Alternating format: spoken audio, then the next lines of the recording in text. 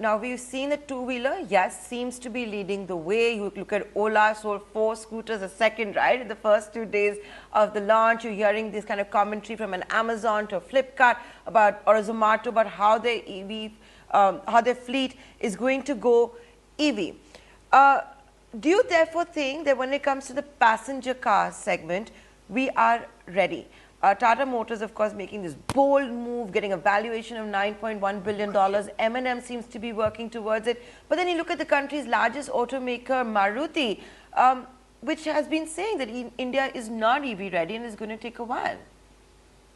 Yeah. So I think that, as Mahesh Babu also said, I think that we need to also see what is happening probably in certain nations where the penetration of EV is higher. And let me get back to, say, a country like China, for a simple reason that they are ahead in terms of EV adoption, especially from a two-wheeler and from a from a passenger vehicle perspective. Now, from a two-wheeler perspective, probably they are the largest in terms of EV adoption. They would have more than 30 million uh, electric vehicles already on the road, which are flying. And they have seen a boom over the last, say, 8, 10 years and so on and so forth. But what was the tipping point and how has the market evolved in China?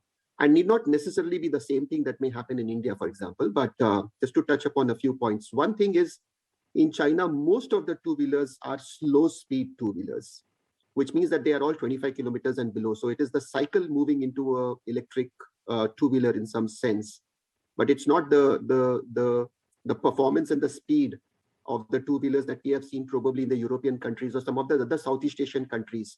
And I think India is moving that way. So if you look at Ola, if you look at TVS, if you look at Bajaj, if you look at some of the other startup companies in the country which have come up, their entire focus is on performance when it comes to electric two-wheelers. And rightly so, because the Indian consumers are also looking at performance. So there can be some differences, some divergences.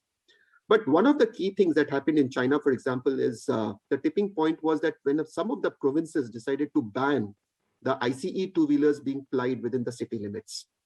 Now, of course, that was China. The government came up with a policy and they said that we want no ICE two-wheelers to be sold in a particular limit and so on and so forth.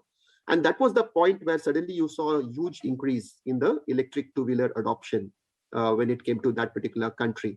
I don't know whether in India we'll see a similar kind of a tipping point come in, or are we going to wait for the tipping point to come from a business economics perspective?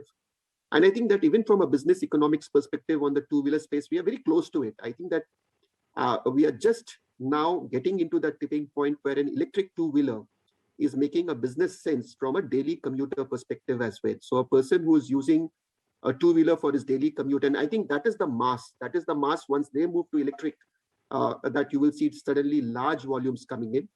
From a passenger vehicle perspective, since the question that you asked was around PV, I think we are some time away from that tipping point. I don't think so that we are yet very close to that tipping point. We are a few years away from that tipping point. But if the government decides to push, for example, if the government takes a call and says that all the old vehicles that government has, and it is quite possible, saying that, okay, if I have vehicles which are already in, say, operating in Bharat 1 and Bharat 2 or even older norms, and let me scrap, because we also have a scrappage policy, and let, whether it is the defense, whether it is police, or whether it is the PSUs, whether it is any government ministry, state ministry, and they decide that over the next 2 years, next 3 years, let's move towards electric vehicles. I think something like that will really, really help in terms of pushing the adoption of EVs in a significant manner.